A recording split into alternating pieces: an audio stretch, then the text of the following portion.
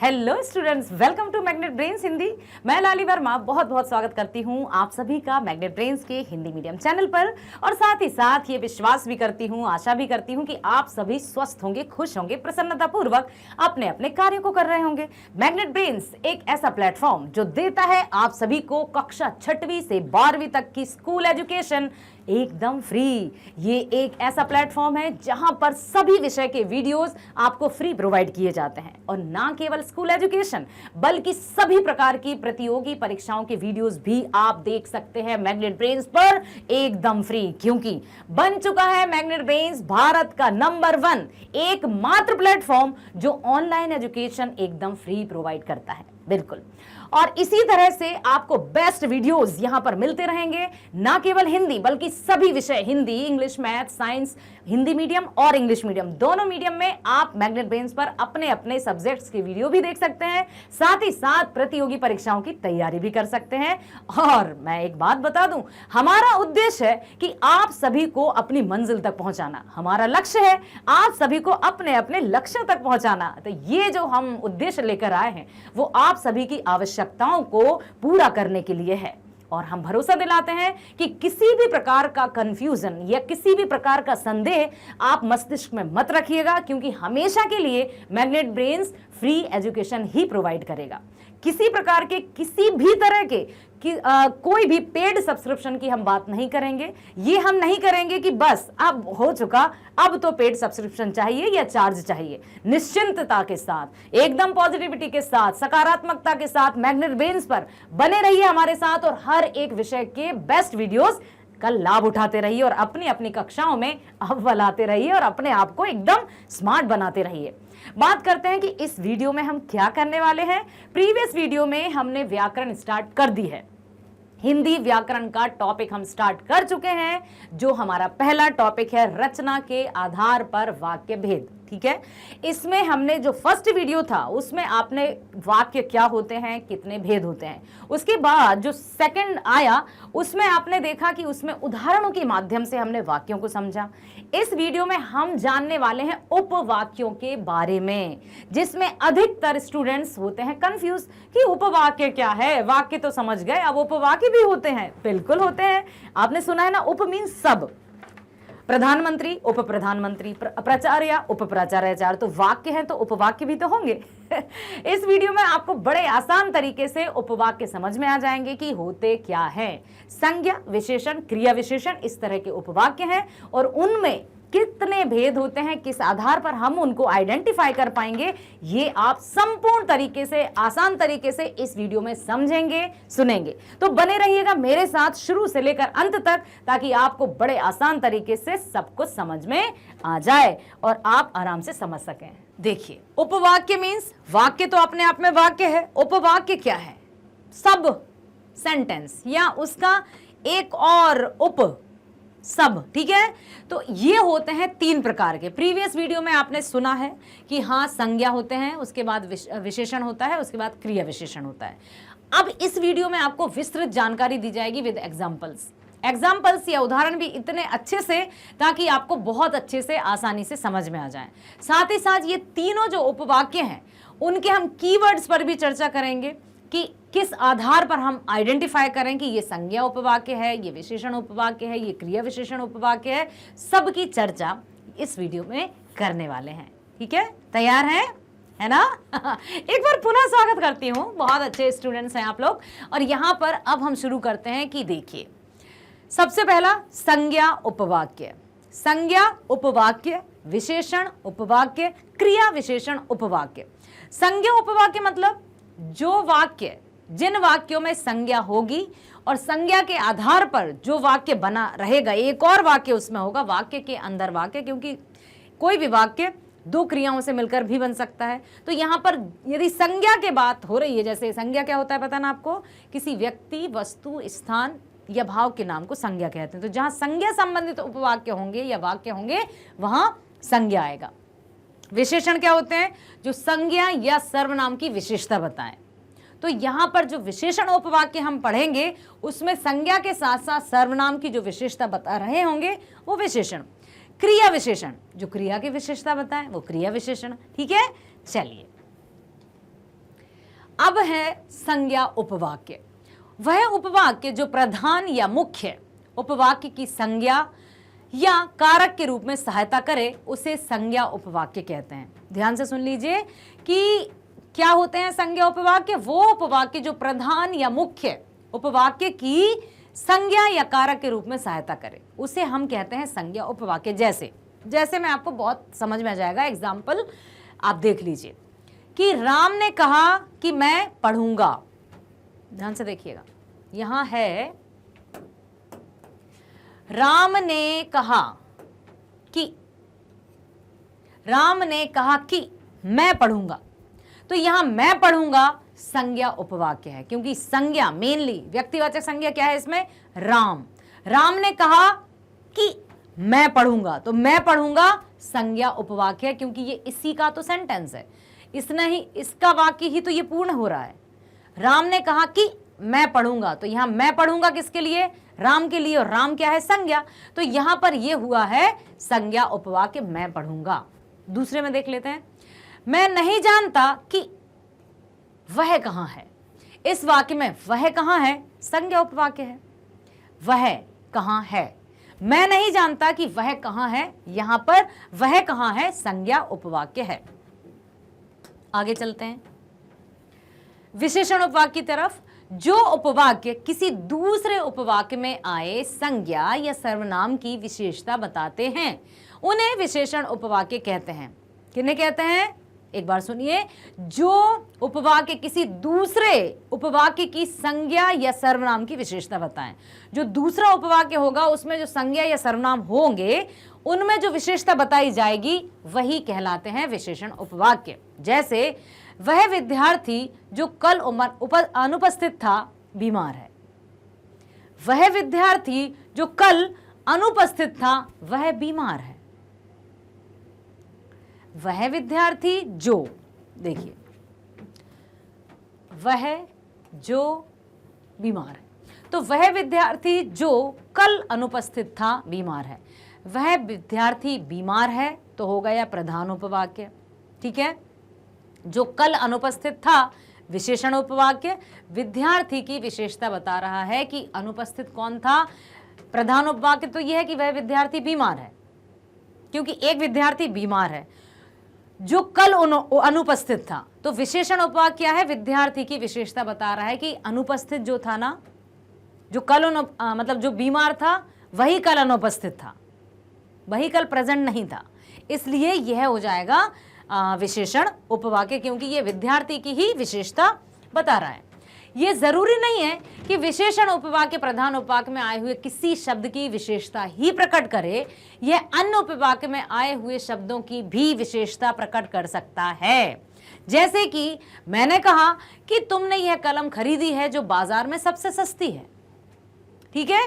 यह जरूरी नहीं है कि विशेषण उपवाक्य प्रधान उपवाक्य में आए हुए किसी विशेषण की ही विशेषता बताए या फिर किसी उसी उपवाक्य की विशेषता प्रकट करे, बल्कि अन्य उपवाक्य में आए हुए शब्दों की भी विशेषता प्रकट कर सकता है। जैसे कि मैंने कहा कि तुमने यह कलम खरीदी है जो बाजार में सबसे सस्ती है, तो मैंने कहा प्रधान उपवाक्य कि तुमने यह कलम खरीदी है संज्ञा उपवाक्य, कहा क्रिया का कर्म जो बाजार में सस्ती है, क्योंकि हम किसकी विशेषता बता रहे हैं यहां पर इस वाक्य में, कलम की, जो बाजार में सस्ती है।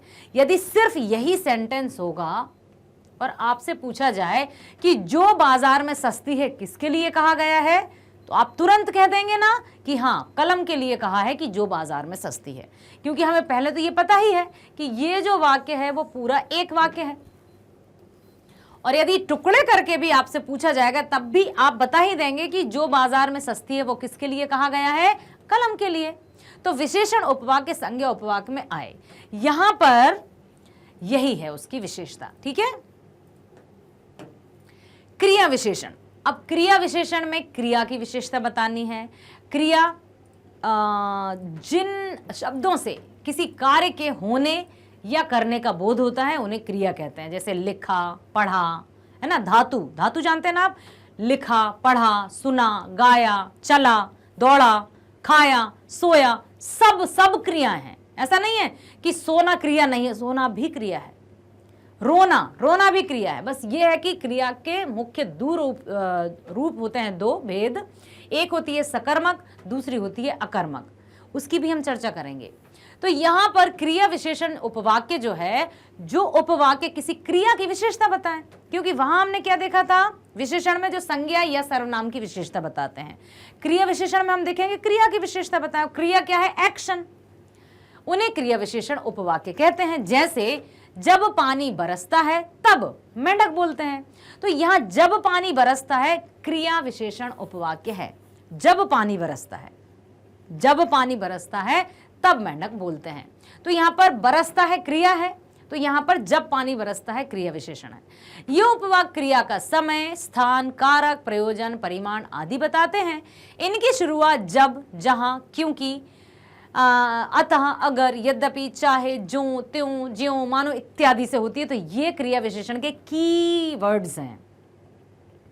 संज्ञा उपवाक्य समझा आपने, समझा ना। संज्ञा में हमने देखा की, छोटी की, जो जोड़ने का काम करता है, वो होता है संज्ञा उपवाक्य कीवर्ड। उसके बाद आपने देखा ना यहां पर कि विशेषण उपवाक्य में देखा वह, जो है ना, इस तरह से, जो, कल, कि यहां पर देखो आप, वह विद्यार्थी जो कल अनुपस्थित था, बीमार है, वह, जो, तब, जब। इस तरह के जब प्रश्न आते हैं तो विशेषण, ये हैं विशेषण उपवाक्य के कीवर्ड, जब, तब, जो, वह। अब चले हैं हम क्रिया विशेषण पर। तो ये कौन कौन से हैं, ये हैं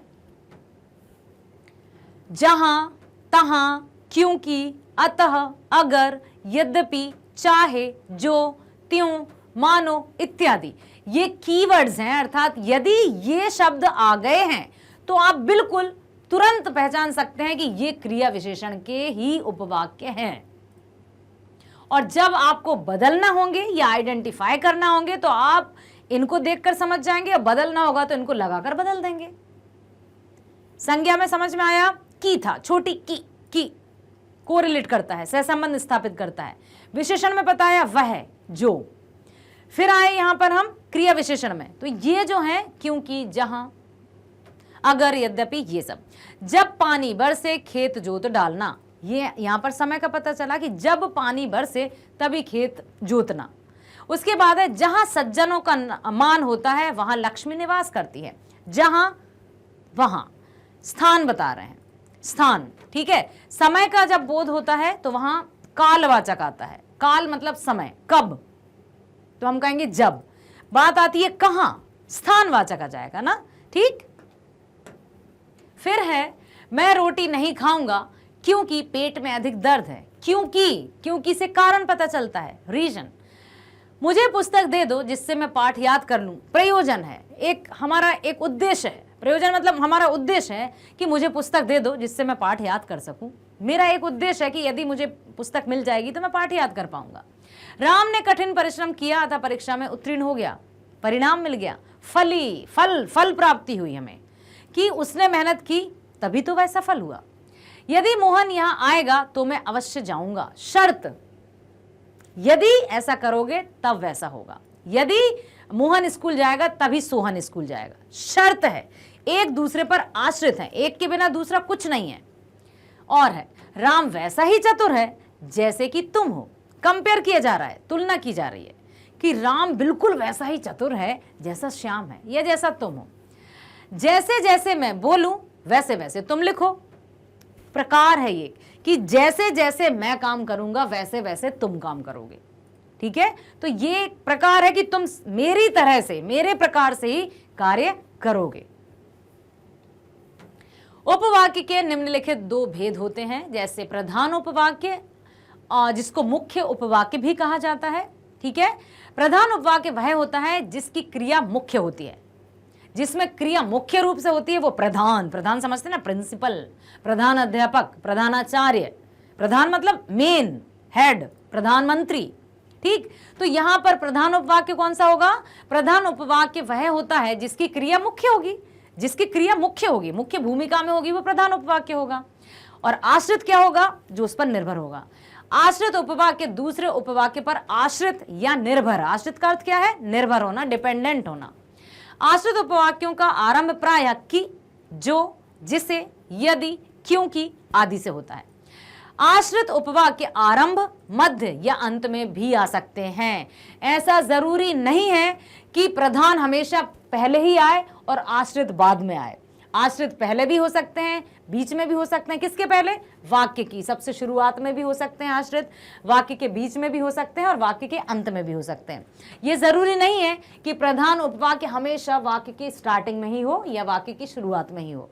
प्रधान उपवाक्य बाद में भी हो सकते हैं, बीच में भी हो सकते हैं। ठीक उसी तरह से आश्रित उपवाक्य मतलब ऐसा नहीं वो पीछे ही रहेंगे, वो आगे भी हो सकते हैं। देखिए, जैसे उदाहरण आप सुन लीजिए, अभिमन्यु परिश्रम करता तो अवश्य सफल हो जाता। इस वाक्य का सरल वाक्य किस प्रकार बनेगा कि अभिमन्यु परिश्रम करने पर अवश्य सफल होता। तो यहां परिश्रम करता क्रिया रूपांतरित हो गई, क्रिया रूपांतरित हुई है। एक बार फिर से सुन लीजिए ध्यान से कि अभिमन्यु परिश्रम करता तो अवश्य सफल होता। ठीक है, सरल वाक्य में हम इसे किस तरह से करेंगे चेंज कि अभिमन्यु परिश्रम करने पर अवश्य सफल होता। ये सरल वाक्य है क्योंकि ये तो मिश्र था। यहां परिश्रम करता क्रिया रूपांतरित हो गई, अतः यह आश्रित उपवाक्य है। दूसरी ओर सफल होता क्रिया ज्यों की त्यों विद्यमान रही, अतः यह प्रधान है। तो क्रिया में यदि परिवर्तन आ रहा है तभी वो आश्रित उपवाक्य है। यदि क्रिया ज्यों के त्यों है क्योंकि मुख्य है तो वहां पर वो प्रधान उपवाक्य है। क्लियर? देखिए, यहां पर उपवाक्य के भेद को समझने के लिए कुछ और उदाहरण आपके सामने मैं पेश करने वाली हूं, जिससे आपको और अच्छे से समझ में आ जाएगा। जितने अधिक उदाहरण, जितनी अधिक प्रैक्टिस हम करेंगे उतना अच्छे से हमें समझ में आ जाएगा। गांधी जी ने कहा कि सदा सत्य बोलो, क्योंकि सत्य अहिंसा के पुजारी थे, आप सबको पता है। इस वाक्य में गांधी जी ने कहा प्रधान उपवाक्य है कि सदा सत्य बोलो, आश्रित उपवाक्य है। यहां तो बिल्कुल इजी है क्योंकि गांधी जी ने कहा क्रिया वही है और क्रिया मुख्य है और प्रधान उपवाक्य पहले ही है। प्रधान उपवाक्य और कि सदा सत्य बोलो आश्रित उपवाक्य है। और देख लेते हैं, यह वही व्यक्ति है जिसकी कल पिटाई की गई थी। अब देखिए कौन सा आश्रित होगा, कौन सा प्रधान होगा। यह वही व्यक्ति है, यह वही व्यक्ति है, प्रधान उपवाक्य जिसकी कल पिटाई की गई थी, आश्रित उपवाक्य। रोशन जो मुरलीपुरा में रहता है मेरा मित्र है। रोशन जो मुरलीपुरा में रहता है प्रधान उपवाक्य है, मेरा मित्र है आश्रित उपवाक्य, क्योंकि उसी के बारे में बात की जा रही, क्रिया यही है, प्रधान यही है। गौरी अभिमन्यु की छोटी बहन है जो मुंबई में पढ़ती है। तो जो डिपेंडेंसी आपको अलग दिखेगी कि कौन सा आश्रित है, कौन सा निर्भर है, तो उस निर्भरता के आधार पर आप उसको आश्रित कहेंगे। और जो अपने आप में स्वतंत्र है कि देखिए गौरी अभिमन्यु की छोटी बहन है, ये अपने आप में अस्तित्व रखता है, इसके लिए ये किसी पर निर्भर नहीं है। लेकिन हाँ, जो मुंबई में रहती है, अपने आप दिख रहा है ना कि ये डिपेंडेंट है, ये किसी पर तो निर्भर है कि जो मुंबई में पढ़ती है। कौन? गौरी अभिमन्यु की छोटी बहन है। तो यहां पर जिसका अपने आप में अस्तित्व हो, जो स्वतंत्र हो, वो होते हैं प्रधान उपवाक्य, और जो आश्रित हो, जो डिपेंडेंट हो, जो निर्भर हो, वो कहलाते हैं आश्रित उपवाक्य। क्लियर? और उदाहरण देख लो, जिसकी लाठी उसकी भैंस। मैंने सुना है सुरैया ने निकाह कर लिया है। तुम जिसे चाहे चुन लो, जो करेगा सो भरेगा, जैसी करनी वैसी भरनी। वह कौन सा व्यक्ति है जिसने महात्मा गांधी का नाम ना सुना हो? यद्यपि वह गरीब है तथापि वह ईमार है। इनमें सभी के सभी जो प्रथम है ना, वो ही प्रधान उपवाक्य नजर आ रहे हैं। जिसकी लाठी उसकी भैंस। मैंने सुना है सुरैया ने निकाह कर लिया है। मैंने सुना है सुरैया ने निकाह कर लिया। सुनिए यहाँ पर, मैंने सुना है सुरैया ने निकाह कर लिया है। तो अब आप देखिए कि इसमें कौन सा आश्रित होगा और कौन सा प्रधान होगा। इन दोनों वाक्यों को देखिए कि कौन सा अपने आप में लग रहा है कि इसे किसी की सहायता की जरूरत नहीं है, वही प्रधान होगा। मैंने सुना है, क्या ये अपने आप में लग रहा है कि पूर्ण वाक्य है? नहीं। सुरैया ने निकाह कर लिया है, ये अपने आप में लग रहा है, मतलब प्रधान उपवाक्य यही है। तुम जिसे चाहे चुन लो, तुम जिसे चाहो चुन लो। ठीक है, जो करेगा सो भरेगा, जो करेगा सो भरेगा, आश्रित उपवाक्य। इस तरह से आपको क्लियर है कि मैंने सुना है कि नीना पास हो गई है, चाहे रात बीत जाए मुझे गृह कार्य पूरा करना है। तो चाहे रात बीत जाए मुझे तो अपना होमवर्क कंप्लीट करना ही है। मैं उस लड़की से मिला था जिसकी किताब खो गई थी। जिसकी किताब खो गई थी आश्रित उपवाक्य है, मैं उस लड़की से मिला था प्रधान उपवाक्य है। अर्थ यहां पर देखिए, आप ध्यान से पढ़ेंगे, ध्यान से समझेंगे और बिल्कुल अच्छे से कंसंट्रेशन से ध्यान केंद्रण के साथ समझ जाएंगे कि जो किसी पर आश्रित नहीं है वो प्रधान है, जो किसी पर डिपेंडेंट है, जिसका अपने आप में कोई अस्तित्व नहीं है, वो आश्रित है, निर्भर है ना। आश्रित मतलब निर्भर होना। प्रधान उपवाक्य के भेद।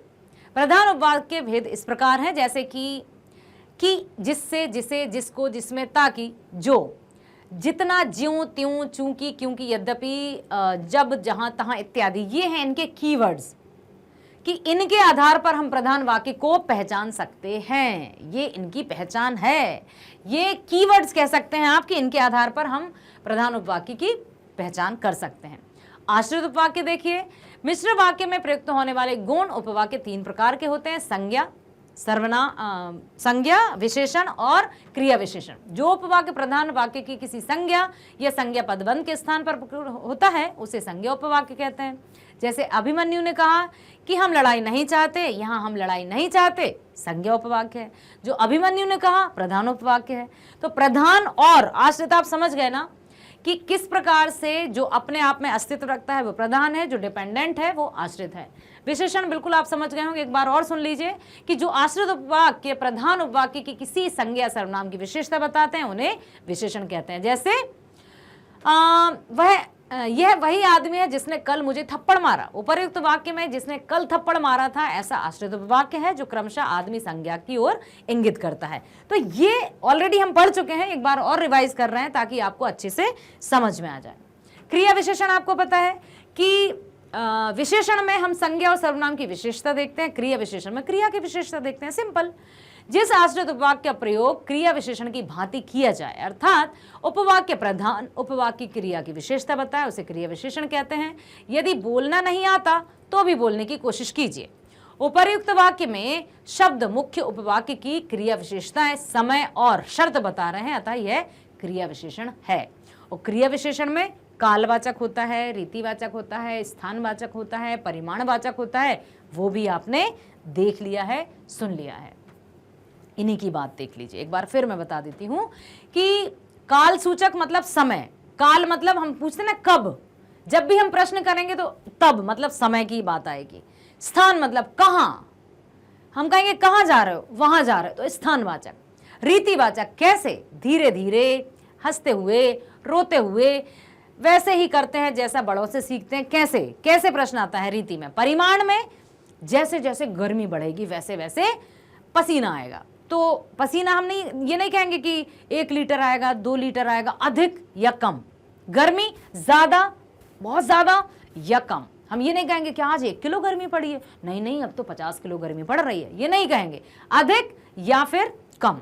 परिणाम अथवा हेतु वह इसलिए आएगा ताकि आपसे मिल सके। प्रधान उपवाक्य आश्रित उपवाक्य। सुशील ने कहा कि मैं गांव नहीं जाऊंगा। वे सफल होते हैं जो परिश्रमी होते हैं। निर्भर अलग दिख रहा है ना, बस यही है इनमें। और आशा करती हूं कि आपको उपवाक्य समझ में आए हैं और वीडियो को आपने ध्यान से देखा है तो अवश्य ही आपको उपवाक्यों से संबंधित कोई भी समस्या नहीं रहेगी। और एक बात मैं बता दूं, इसके बाद भी यदि समस्या रहती है तो बिल्कुल निसंकोच आप कमेंट बॉक्स में जरूर लिखिएगा कि किस तरह की समस्या है, किस तरह का डाउट है, तो मैं और आपको समझाने का प्रयास करूंगी और आपको अवश्य समझ में आएगा। मैग्नेट ब्रेन्स हमेशा आप जैसे होनहार स्टूडेंट्स की सहायता के लिए तत्पर है। आपको एजुकेशन देने के लिए एकदम फ्रीली ओपन है। आप हर एक विषय की कक्षा 6वीं से 12वीं तक की ऑनलाइन स्कूल एजुकेशन फ्री देख सकते हैं, वीडियोस फ्री देख सकते हैं। ना केवल आपके विषय की वीडियोस ही फ्री में देख सकते हैं बल्कि सभी प्रकार की जो प्रतियोगी परीक्षाएं हैं या कॉम्पिटिटिव एग्जाम्स हैं उनके वीडियोस भी आपको मैग्नेट ब्रेन्स फ्री प्रोवाइड करता है। जैसे NTSC, olympiad, IIT, JEE, NEET, bank, insurances, CAIIB, GAIIB, RRB और भी सभी प्रतियोगी परीक्षाओं के वीडियोस भी आपको बेस्ट फैकल्टीज द्वारा, बिल्कुल इसमें हम कोई कॉम्प्रोमाइज नहीं करते कि आप वीडियो देखेंगे और जज स्वयं करेंगे कि यस हम जो कहते हैं वही हम करते हैं। चलते हैं विषय की ओर कि आप अपने विषय के वीडियोस इंग्लिश मीडियम में भी देख सकते हैं, हिंदी मीडियम में भी देख सकते हैं। यदि गणित विज्ञान, सामाजिक विज्ञान, भौतिक विज्ञान, रसायन विज्ञान, सबके वीडियोस आप हिंदी मीडियम में भी देख सकते हैं, सीबीएसई और इंग्लिश मीडियम में भी देखना चाहते हैं, ठीक है, देख सकते हैं। जैसे बता देती हूँ आपको कि मान लीजिए आपको क्लास 10th हिंदी वीडियो देखना है तो क्लिक कर दीजिए। क्लिक करते ही आपके सामने वीडियो आ जाएगा और प्लेलिस्ट पर जब आप जाएंगे तो वहां पर वेल ऑर्गेनाइज तरीके से हर एक बिंदु अर्थात हर एक पॉइंट को, हर एक विषय को बहुत अच्छे से रखा है ताकि आपको किसी तरह की असुविधा ना हो। आप जिस पर भी क्लिक करेंगे उसका वीडियो आपके सामने आ जाएगा। मान लीजिए आपको पाठ्यक्रम देखना है या फिर आपको एनसीईआरटी समाधान देखना है या फिर पाठ का क्रम अनुसार सार देखना है, आपको वन शॉट रिवीजन देखना है, आपके मस्तिष्क में होता कि काश एक बार में संपूर्ण चैप्टर रिवीजन दिख जाए, तो वो भी है। आपने जो सोचा साकार हमने किया, तो आप क्लिक करेंगे वीडियो आपके सामने आ जाएगा। जैसे मान लीजिए आपको देखना है पाठ्यक्रम, बिल्कुल पाठ्यक्रम के लिए सभी जो आपकी क्लास 10th की बुक्स है, मैंने सभी क्यों कहा, क्योंकि आपके कोर्स 2 हैं, कोर्स ए और कोर्स बी। कोर्स ए में क्षितिज और कृतिका पाठ्य पुस्तिकाएं हैं, कोर्स बी में स्पर्श और संचयन है। तो इस वीडियो में आप दोनों कोर्स का पाठ्यक्रम देखेंगे। बिल्कुल इस वीडियो के अंतर्गत आप दोनों कोर्स का पाठ्यक्रम भली भांति देख पाएंगे, समझ पाएंगे, सुन पाएंगे और हर एक चैप्टर से परिचित हो पाएंगे। हर एक पाठ, चाहे वो गद्य खंड का हो या काव्य खंड की कविता हो, सबसे भली भांति परिचित भी हो पाएंगे और ये भी जान पाएंगे कि उस पाठ में आप क्या पढ़ेंगे। बिल्कुल, और जैसे ही आप वीडियो देखेंगे तो आशा करूंगी और मुझे भरोसा है कि आपको समझ में तो आ ही जाएगा, साथ ही साथ वीडियो पसंद भी आएगा। तो लाइक जरूर कीजिएगा, सब्सक्राइब जरूर कीजिएगा, सब्सक्राइब करना मत भूलिएगा ताकि आपको नए नए वीडियोस के नोटिफिकेशन प्राप्त होते जाएं। और कम्युनिटी पोस्ट पर भी अपडेटेड रहिए ताकि आगे आने वाले जो वीडियोस हैं उनकी जानकारी आपको मिल सके। मुझे पता है कि आपके कॉन्टैक्ट्स कई हैं, तो लिंक शेयर करना ना भूलें ताकि सभी स्टूडेंट्स ऑनलाइन फ्री एजुकेशन का लाभ उठा सकें। ठीक है, बने रहिए हमारे साथ, मिलते हैं नेक्स्ट वीडियो में। स्वस्थ रहिए, खुश रहिए, bye bye, thank you so much.